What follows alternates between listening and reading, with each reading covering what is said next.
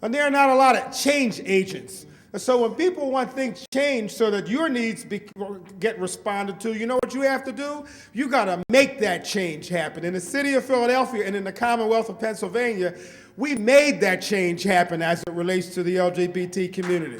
This community made that change happen. Politicians that are insensitive, and downright ugly and mean about this community have a very difficult time getting elected and re-elected. The clearest lesson is for us as LGBT communities to be clear and unapologetic about what we want. That if we believe in what we want and we ask for it, we deserve it, and we keep up on people about what they say they're going to do to us, that we can get everything that we need.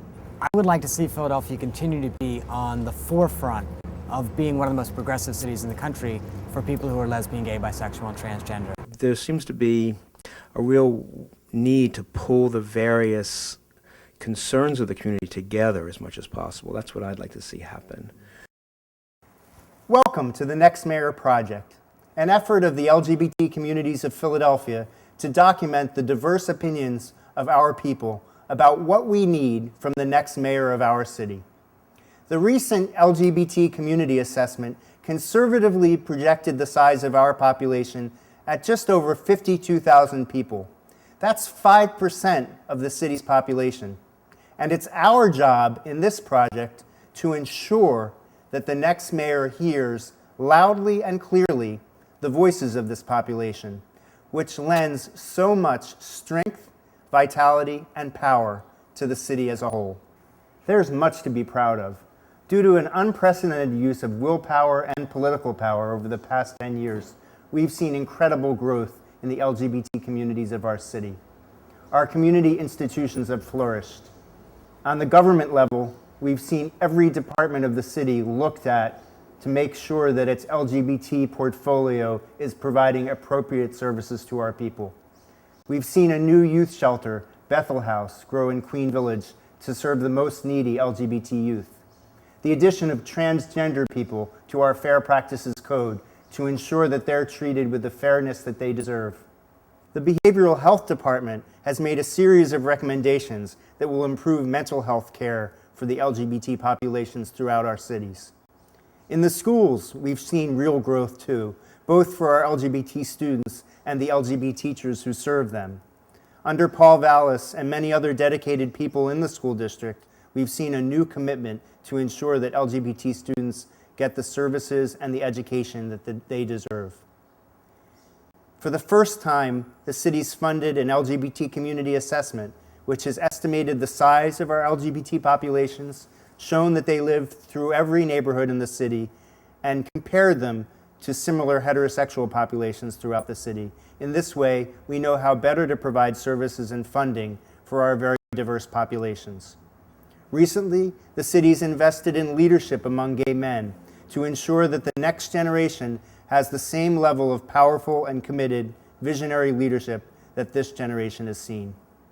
Finally, we've seen continued and increased funding for our city's incredible LGBT events, including Equality Forum, Black Gay Pride, and our June Gay Pride events. It's these achievements, the many achievements over the past 10 years, that show that we're on the right path and will require the commitment of the next mayor to ensure that we continue with the same energy and vision. Our communities need to be vigilant to ensure that the next mayor commits time, energy, and money to maintain the momentum that we have seen in our communities over the next 10 years. We need to make sure that our vision is part of his vision. Over the last several years, especially starting with Mayor Street, that the mayor has actually physically come out to the communities and have asked for our help and support and questions of what could they do better. I think if you continue more of that outreach to the community, it would make a difference for all the communities. My sense is one of the most important things the mayor does is lead by example when he braces the lesbian, gay, bisexual, and transgender community. So when the mayor shows up at LGBT events, when the mayor is supportive of LGBT organizations and LGBT leaders, it sort of sets this example for everybody in the city that this is the way Philadelphia is going to treat its LGBT citizens. Come to Brewerytown and see me. Go down to Fairmont and see a gay man or gay lesbian and the way they live, and come in to see their homes and see how we are diverse and we are spread out in the city, and that we should all be embraced. I really think that the future mayor needs to be accessible, and he needs to have the staff that is representative of all the communities that live here in Philadelphia. I'd like to see the next mayor continue the work that Mayor Street has already done in bringing the neighborhoods together and making the neighborhoods more safe and more friendly and more quote-unquote like neighborhoods. We need to have more police presence, I think, in this area, and really have a mechanism in place to support when there are issues of people that shouldn't be in the area causing issues, causing problems. But I look for the city to continue to just move forward and take those steps we need to keep it safer, greener, cleaner, and again, that takes everybody's participation to make that happen. There's not a lot of out police, and they keep telling you there's sensitivity training at the academy. Well, that tells you right there that it don't work. Because if the sensitivity training was really effective, then the police would know right then and there they can come out. But the fact that it's not effective, they know from the day they're in the academy they can't come out. Hi, this is Muffin. Speaking to all the current candidates for mayor for Philadelphia. What we need in the city for the LGBT community is a bigger police presence in all neighborhoods, not just in Center City. We need more programs, more safe places to go, like the Attic, like Colors, and we need more anonymous HIV testing for not just the gay community, but the whole community of Philadelphia. The most important thing is creating a city where people want to come, and when they get here, they enjoy themselves here. They don't see, people on the street begging for money and homeless people in dirty streets. And I think Philadelphia has come a long way in the last few years in helping with that. I think we need a commissioner that people are afraid of. We need a commissioner that's not going to walk the streets and is your buddy with his old timers. They need someone that they're afraid of. The first order of government, whether it's at the federal level, the state level, or the local level, is to keep its citizens safe. So something has to be done with the crime problem. We're justifiably upset about losing 32 or 3,300 Americans in Iraq. Well, how many did we lose in Philadelphia last year? 405 or 406? So the crime issue has to be resolved, and it only can be resolved with a fresh new look at the problem. We got to get rid of the business privilege tax because it's no longer a privilege when the streets don't get cleaned and our money is going to, we're not sure where, and we'd like it to go for education and health and good stuff. That's what we'd like. I'm concerned about some of the older residents in my neighborhood being able to maintain their homes after property values go up due to gentrification and new residents moving in who may have more money. So I would hope that the next mayor of Philadelphia would take a very strong interest in making sure homeowners are able to keep their homes if their property taxes eventually rise. Philadelphia has the potential of becoming a greater city if we take care of the most disenfranchised or most disadvantaged of our citizens. Recycling. We're one of the only major cities I know of that doesn't have a good recycling program. To do plastics, again, the local co-op in Mount Airy, Weaver's Way, has organized the plastic recycling. It happens once a month on Saturday morning. And if you don't happen to be around that Saturday, you miss out on the plastic recycling. I don't know why we can't have curbside recycling of all cans, bottles, plastic, newspaper, and mixed paper. Philadelphia is very, very lucky to have so much gorgeous waterfront, and the planning process for that waterfront has been stilted and stop and go and back and forth and been sort of managed and controlled and being pulled back and forth by many different constituencies. And I really want to see a smart, comprehensive waterfront plan. The city finally passed a Domestic Partnership Act for city employees. it's my understanding that the court has changed that law by striking out the exemption for the real estate transfer tax. So I think the new city solicitor, if the current one is not already doing so, should pursue an appeal of that decision. The second issue has to do with accepting discrimination from private organizations that are, in fact, either renting at reduced rate or being given free rent in city-owned property. And this, of course, is the Cradle of Liberty Council of the Boy Scouts. The next mayor of Philadelphia, I'd like to see three things: a dedicated arts funding program for organizations and communities that are under $500,000, a reinvestment of community policing, where neighbors, block associations, and community associations have a direct link to the policing in their own districts, and third, an extension of the public school day for 3 more hours and fully funding after-school and preschool programs. I would hope that the next mayor, in serving the diverse family systems we have here in this city, I would hope that they would just continue to support the policies that protect the family unit and keep it stable, regardless of what that family unit looks like. I believe that the city really needs to work very closely with the superintendent and provide services and resources for the schools in order for them to really be a safe place. You definitely need to start with re-educating some of these seasoned teachers that have been in the system for years that have never had to address homosexuality or lesbian students or transgender students. But now, since their students are coming out a little bit younger age, we have to. As part of, we get them ready for society. So in order for us to properly prepare them for society, we need to be prepared in order to teach them. Beyond the safe place within a school environment, what is really lacking in the city of Philadelphia is a late hour, after hours place for these young people to be who they are. What we're seeing is we're seeing them on the corridor of 12th Street, hanging out around the bars, and it's not always a healthy environment for these young people. It's not always a healthy environment for the neighborhood. In order to solve both the neighborhood issue and the youth issue, and I'm more interested obviously in the young people, I think we need to provide them with a physical space in which it will be late hours. If you walk up and down 13th Street, you just see all the kids hanging out in the corner. Some of the young kids need a place to go, whether it be a nightclub or a community center, so that they can meet and socialize, because when they socialize, out of the socialization, that's where a lot of the leaders come from. So they need a place where they can feel comfortable, where they can meet and mingle and feel safe and comfortable, a place to call home. Kids don't want to hang out in a place that's like school. They don't want to hang out at a place like home. They need a place where they can be themselves. I'm going to say it, they need a place that's a gay bar without alcohol.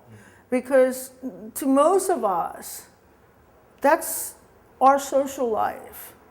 And that's like, a lot of people are still afraid of organizations when you're young because they're afraid of getting mail at home, or, you know, especially if they're not out yet at home.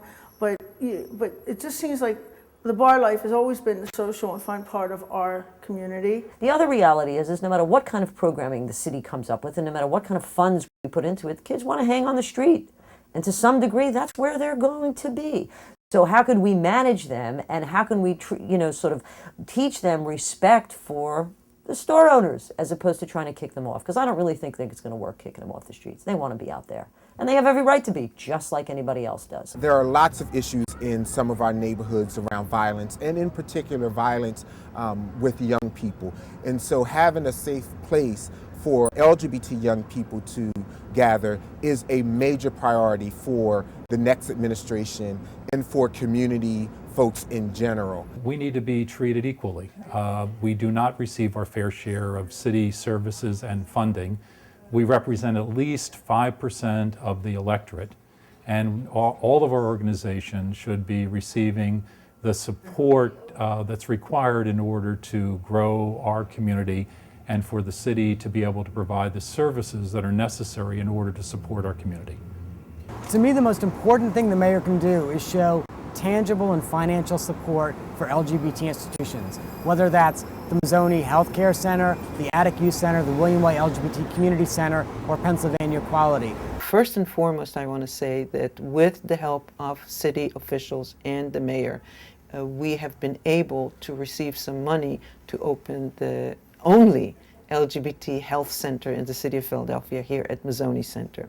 Overall, what I really would like the mayor to do is to build the capacity of LGBTQ youth serving organizations. And I'm specifying youth serving. I mean, they need to build the capacity of all LGBTQ organizations. I would like to see the mayor, the future mayor, work on issues of housing and medical support for the elderly population, to develop an infrastructure for them to live a better quality of life. The city needs to look at programs that will bring generations together within our community. Maybe the mayor should look at putting some sort of package together to make it easier for black minorities to have business opportunities. The key thing for me would be to have a mayor that would really look at the MBAT program, which is the Mayor's Business Action Team, really bring that back to an active group that really does help small businesses get started, make it easier for them to go through the process of being licensed and zoned, and keep Philadelphia the interesting city it is. I would like the next mayor to come in and to provide an executive order to add LGBT businesses to the current covered groups, minorities, women, and disabled folks. I'm on 12th Street, right? There is a lot of people that are trans, and they're out here because they're trying to live and be accepted, and unfortunately they can't sometimes in their own neighborhoods. They'll get mugged, beat up, and raped. And I think that the mayor needs to say that everybody in Philadelphia is a person, is a citizen of Philadelphia, no matter who or what they look like. The fact of the matter is that if transgender people should be able to have health care that understands the nature of their body and the nature of their gender identification just as any other person. And if that means that the next mayor or city council folks or the next insurance commissioner for the state needs to take those issues on directly, I'm in favor of that. I think that there isn't any reason why any one individual, be it LGBT person, young person, senior, or anybody, should go without quality health care that addresses their inherent needs as a human being. That should be a moot point. One of the things that I think is really sort of key for the future for Philadelphia, certainly for its employees, is the health insurance issue for transgender Philadelphians. Many people may not be aware of this, but the current Philadelphia health insurance and the ones that are run by the unions have specific exclusions on transgender-related health care, and this leads to a lot of difficulty for people obtaining appropriate care and sometimes often not providing correct information to the healthcare providers about what their needs are. We would like to see this exclusion removed, and seeing as in 2002 the City of Philadelphia amended the Fair Practices Ordinance to include transgender people in its non-discrimination policy, it seems to be really just an issue of basic fairness that we'd like to see addressed.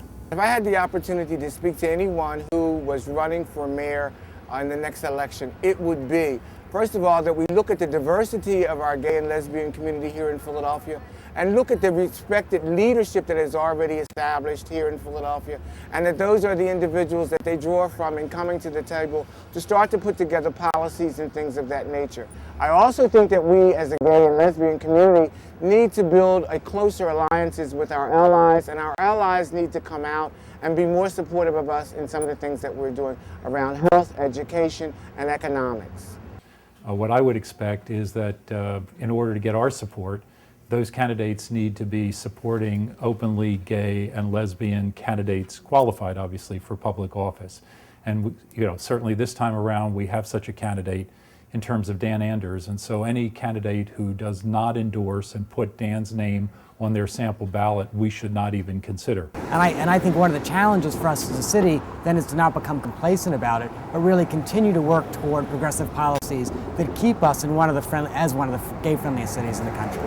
To me, I say that Philadelphia is like a city of villages, and these smaller neighborhood units that are made up, and I came from one of those, and so I appreciate that, and I appreciate that Philly offers that Philadelphia offers that, and that we're not trying to be, to me, not trying to be some great metropolitan da-da-da-da. Like, to me, what works for us is to keep the strength and the richness of those neighborhoods, because that's where our diversity is, that's where our potential is in terms of future leaders, folks who are, visionaries thinking about tomorrow, coming out of these experiences of social cohesiveness and stability. As a lifelong Philadelphian, I still get so mad at our sort of basic negativity that it seems to be a part of all of us, including me.